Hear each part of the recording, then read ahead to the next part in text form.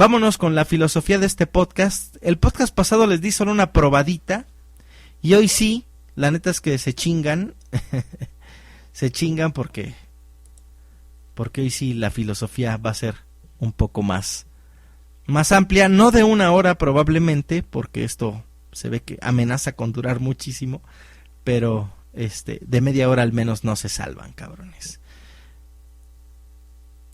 La ética considera al hombre en cuanto a ser activo, que proyecta y realiza un determinado sueño vital, que fracasa, que se arrepiente o que celebra su victoria, que puede decidirse en un instante contra todo lo que fue su conducta pasada o preferir confirmarla pese a las adversas circunstancias, pero la ética no se dedica a inventariar y describir los comportamientos, los valora.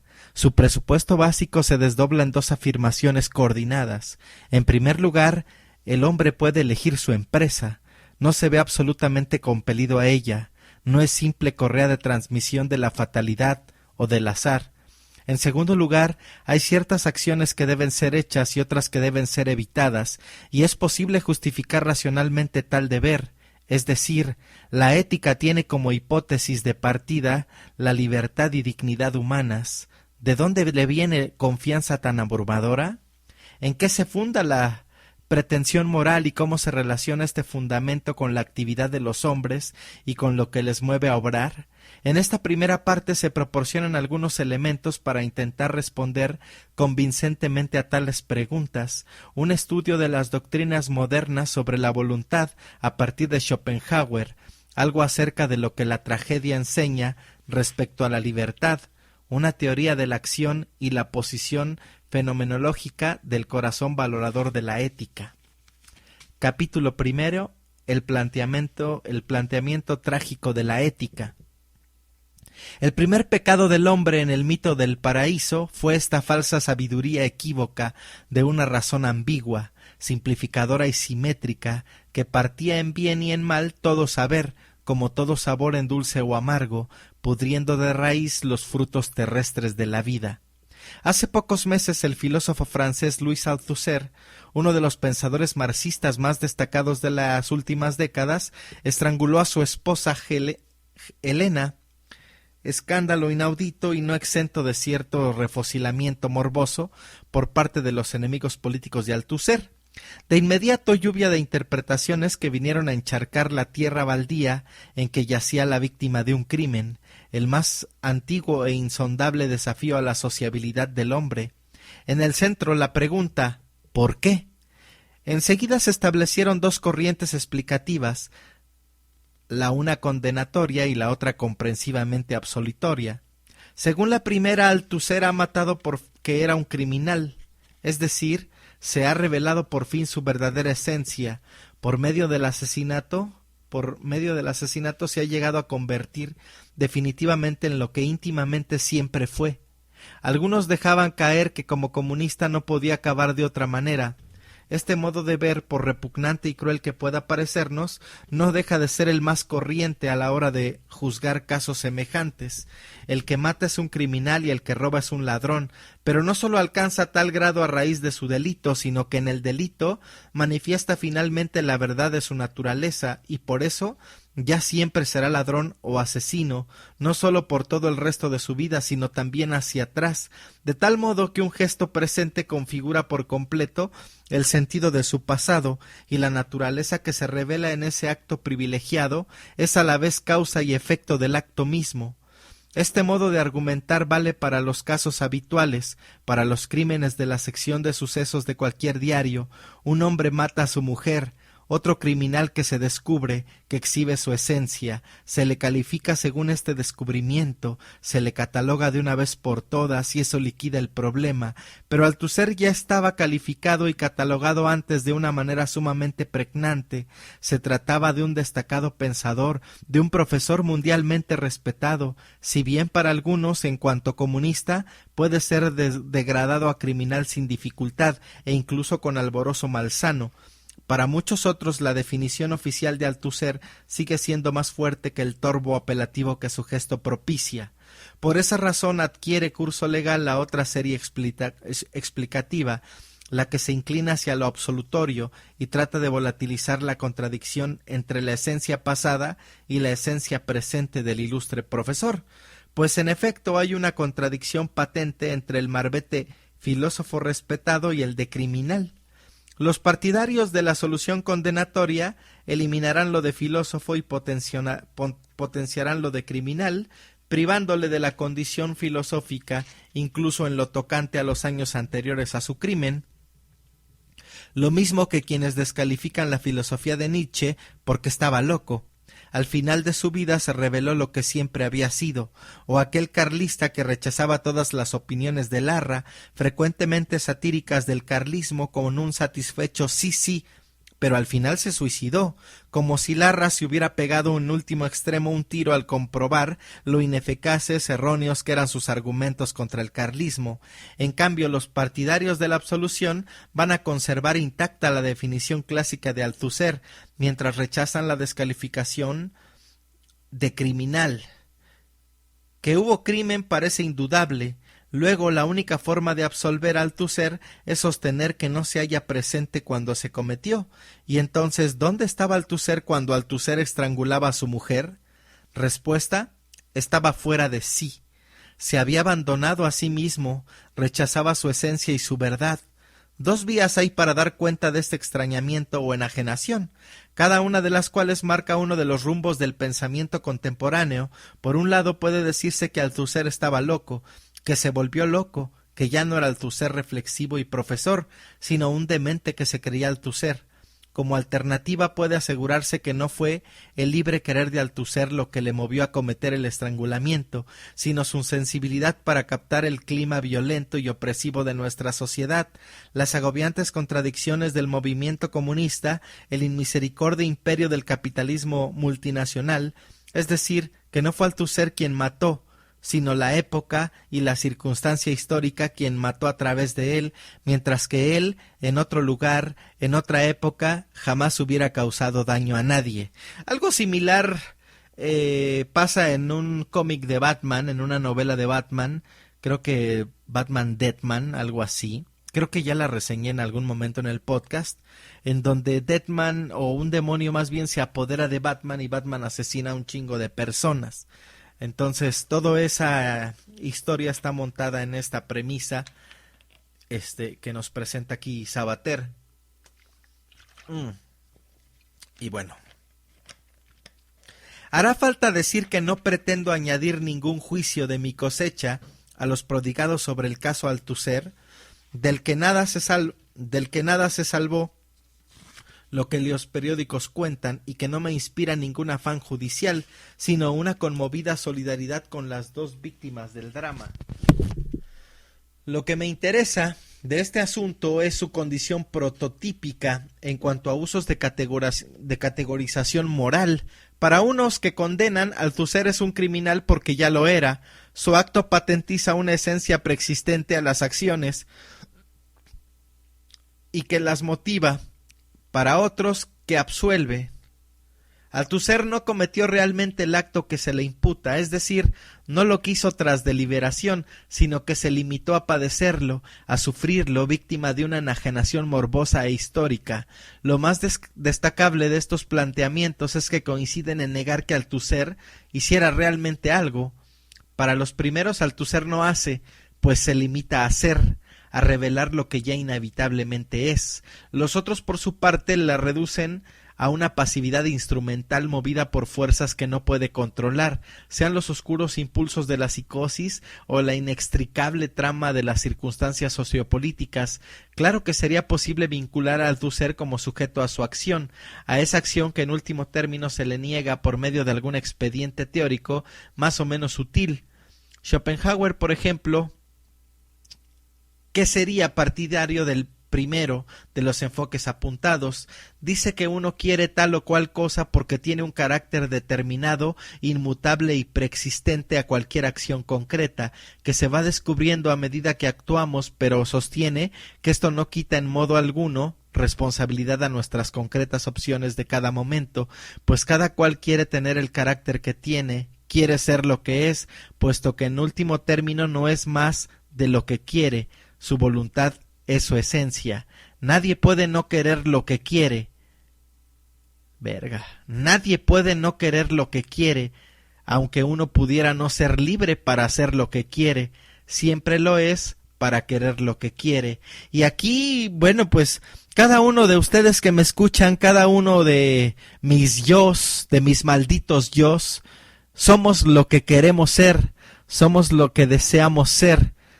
Si hoy no estamos a gusto con lo que somos, pues deseamos ser otros, pero para hacerlo no basta con desearlo, para hacerlo basta con trabajarlo, en algunos casos, o en algunos otros, bueno, pues si yo quiero ser un asesino ahorita puedo salir y matar a alguien, y entonces voy a ser un asesino.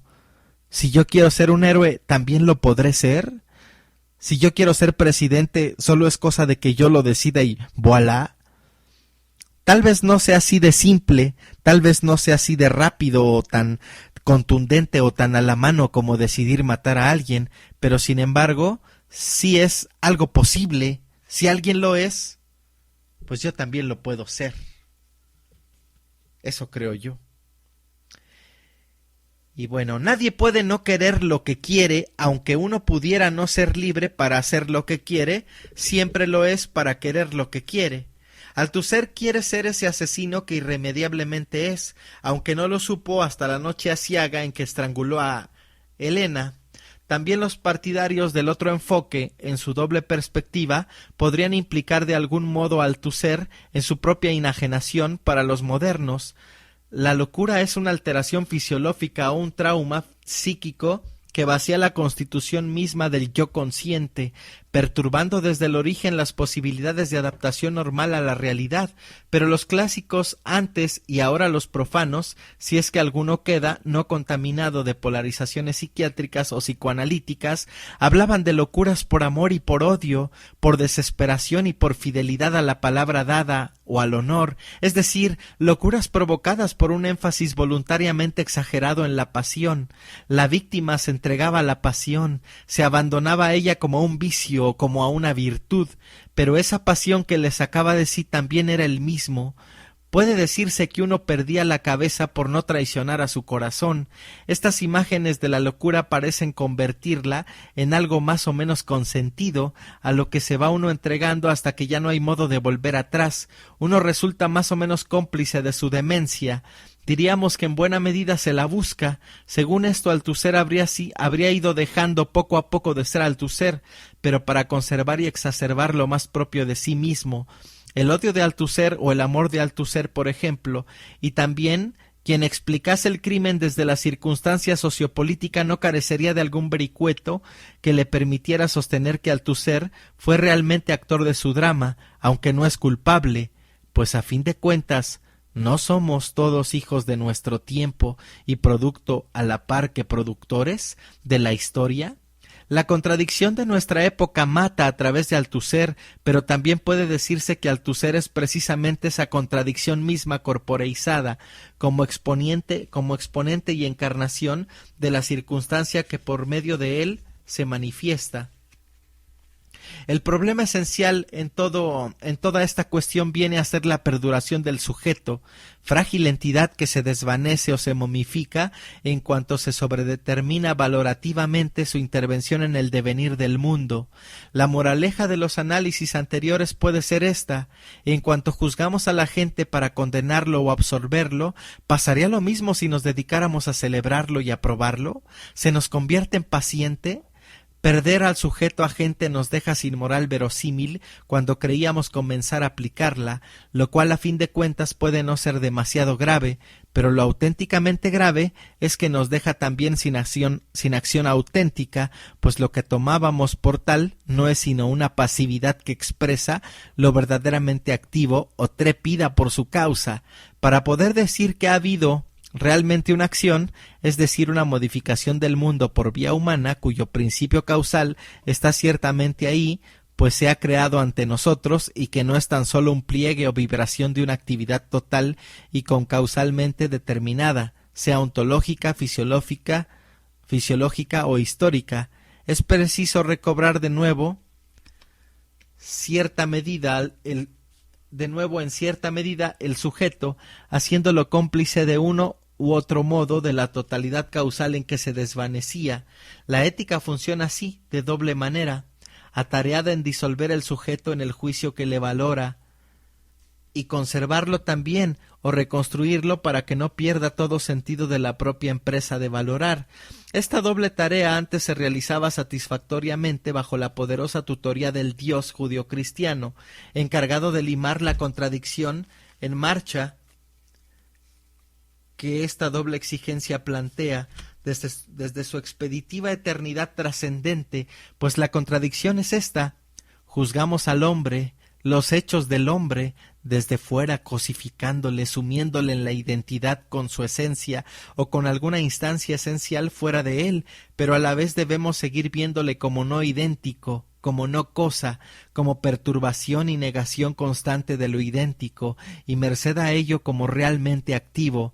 Dios, como sujeto primordial, había resuelto el problema hace mucho en lo tocante a él, y sabía ser idéntico e inmutable, y a la vez perfectamente activo, o si se prefiere, simultáneamente en sí y para sí, según el planteamiento sartriano de estos hegelianismos. Ayudaba también al hombre concediéndole juntamente libertad y destino, de tal modo que el hombre era algo determinado e idéntico para algo que sólo Dios conocía, y a la vez era un libre querer como si fuera un del todo, pues Dios le guardaba el secreto de lo que era y le permitía querer porque él quería.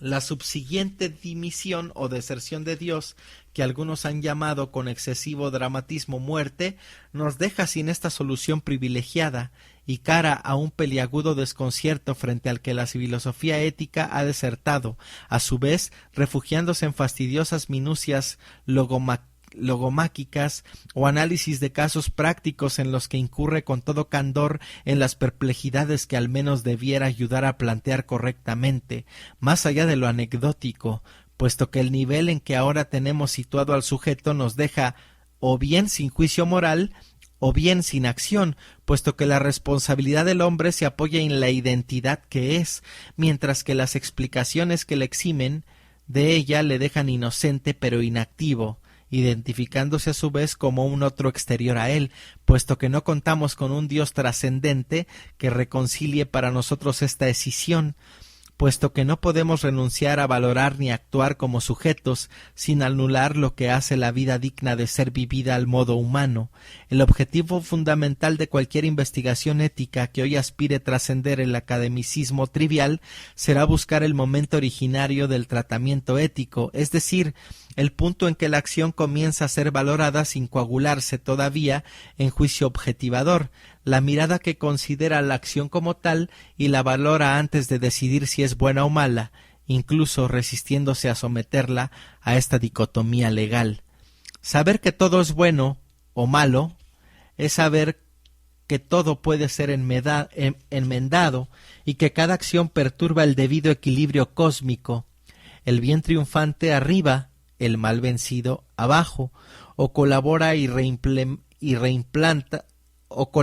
reimplantarlo, que la actual complementariedad en la propia ley de bien y mal es transitoria y ha de resolverse finalmente a favor del bien. El marqués de Sade pensó que quizás se resolvería a favor del mal. En cierto sentido, lo que el inevitable optimismo ético sostiene y de donde saca su fuerza para valorar es que el bien ha triunfado ya, aunque todavía esa victoria no se haya hecho patente a quienes penamos en el valle de lágrimas de la historia.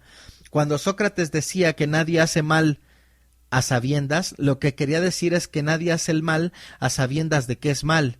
Esto es la opción más débil y ya derrotada. Se es malo por ignorancia del inevitable y definitivo triunfo del bien. Kant apoya la hipótesis metafísica de la existencia de un Dios justiciero y de un alma inmortal precisamente en la necesidad del triunfo del bien, puesto que tal triunfo es el sentido mismo de la ética y puesto que en la vida humana o en el mundo que conocemos Tal victoria no se manifiesta con la debida contundencia que supondría el logro de la santidad, la paz perpetua y la adecuada recompensa de la buena voluntad. Es postulable la trascendencia en la que lo que debe ser cumpla su promesa. Quienes creen en el advenimiento de cualquier utopía o en el progreso, o aún más sencillamente en el futuro sea este bueno o malo, son también deudores de la ilusión ética fundamental que dice así: el conflicto entre el bien y el mal ha de resolverse finalmente, lo mismo da que triunfe uno que otro para el caso, pues si no la pretensión moral carece de sentido. A fin de cuentas, el optimismo-pesimismo ético parece sostener implícitamente que la ética es el mejor camino para alcanzar el reino en el que la ética ya no será necesaria. Verga. Aunque tal reino no sea de este mundo, en cierto sentido, esta pretensión, llevada hasta sus más extremas consecuencias, puede tener como resultado un cierto agotamiento de la posibilidad moral.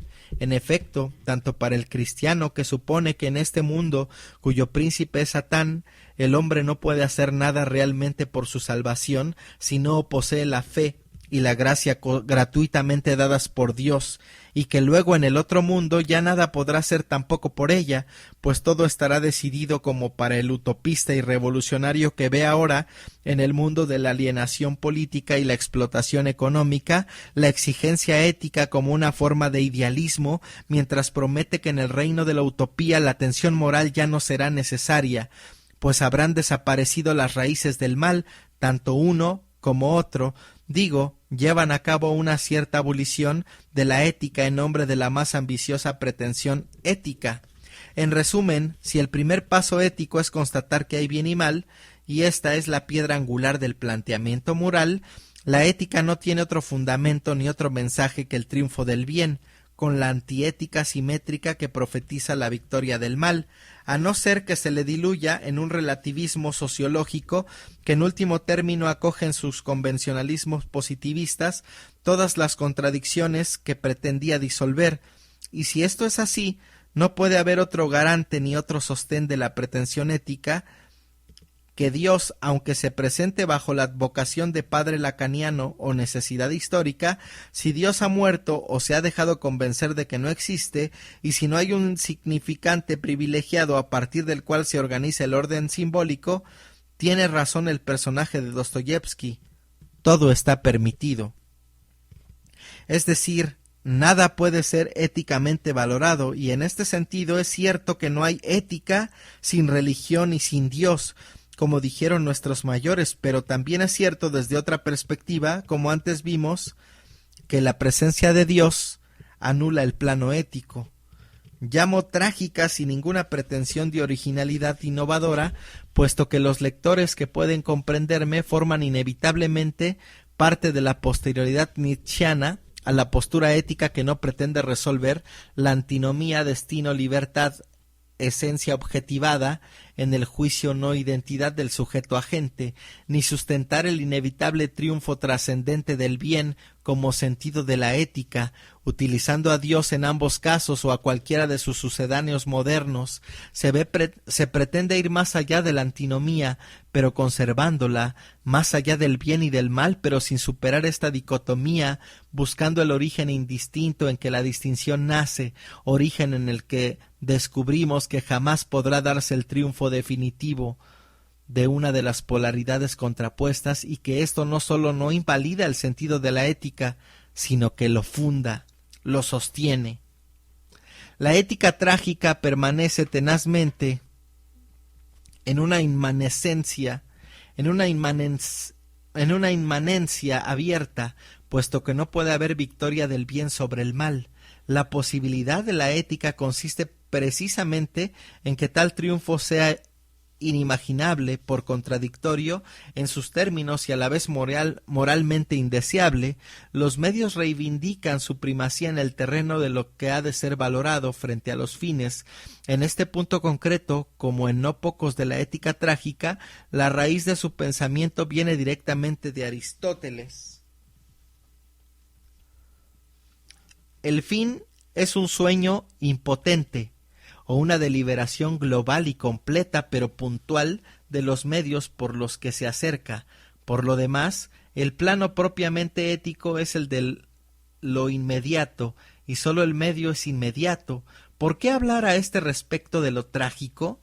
¿Por qué en este planteamiento ético se da la presencia evidente de lo irreconciliable junto al deseo y a la necesidad inaplazable de acción?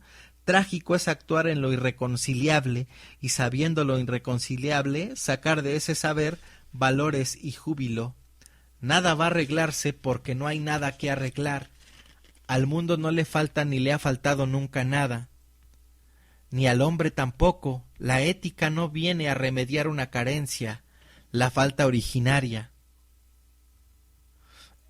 sino a interpretar valorativamente la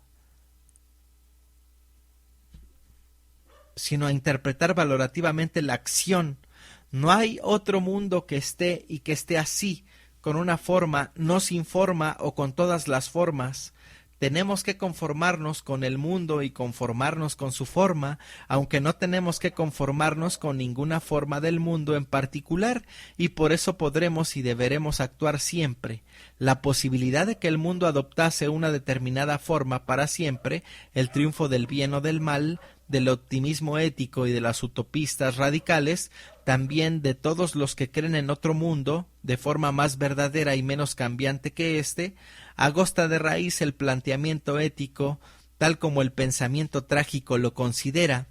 La tensión entre lo real como agotamiento de lo posible y lo posible como negación de lo real, entre la libertad y destino, entre lo que luego llamaremos egoísmo e identidad, entre la disponibilidad de las formas y la necesidad de la forma dolorosamente limitada, y una en cada caso, entre el fin perfecto simbólicamente paralizador y el medio inmaduro éticamente jugoso.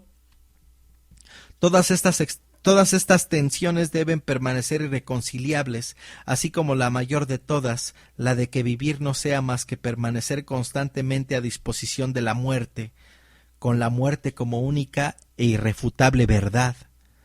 Para que la acción humana pueda darse como creación incesante e incesantemente frustrada, ¿qué hay más allá del bien y del mal? Antes de que el juicio objetivador se formule y se imponga la necesidad de rescatar la no identidad del sujeto amenazador, ¿cuál es el origen de lo específicamente ético, el embrión de toda valoración y a dónde finalmente todo valor retorna? No puede ser más que el reconocimiento impersonal de lo irrepetible activo, es decir, el reconocimiento de mi no identidad cosificada, de mi exclusión azarosa e irrepetible y del ordenamiento causal que me viene dado por aquel a quien reconozco como semejante en la no identidad que para mí reclamo. De ahí, de reconocerme hombre por medio de los hombres, por el amor cruel y la amorosa crueldad de los hombres, del padre y de la madre simbólicas, provendrá la estimación valorativa que interpreta nuestra creación humana, pero de todo ello hablaremos por extenso más adelante. Los principios de una posible ética trágica no sonarían de modo muy distinto a aquellos 8 puntos propuestos por el gran Witold Gombrowicz en su diario argentino. El hombre creado por la forma en el sentido más profundo, más amplio, el hombre creador de la forma, su infatigable productor, el hombre degradado por la forma, siempre incompleto, incompletamente culto o incompletamente maduro. Somos incompletos. El hombre enamorado de la inmadurez. Verga, yo soy un hombre enamorado de la inmadurez, por eso la practico. El hombre creado por lo inferior y por la minoría de edad, el hombre sometido a lo interhumano como fuerza superior creadora, única divinidad que no es accesible, el hombre para el hombre ignorando toda instancia superior, el hombre dinamizado por los hombres, realzado, reforzado por ellos. Capítulo segundo, verga. El protagonismo ético de la voluntad de Schopenhauer al psicoanálisis. Y hasta aquí vamos a dejar la filosofía del día de hoy. está bastante confusa, está bastante complicada, pero créanme que en estas líneas hay muchas netas, muchos puntos de partida para filosofar, para saber dónde estamos, para saber quiénes somos, para saber qué es lo que queremos ser y qué es lo que no queremos ser.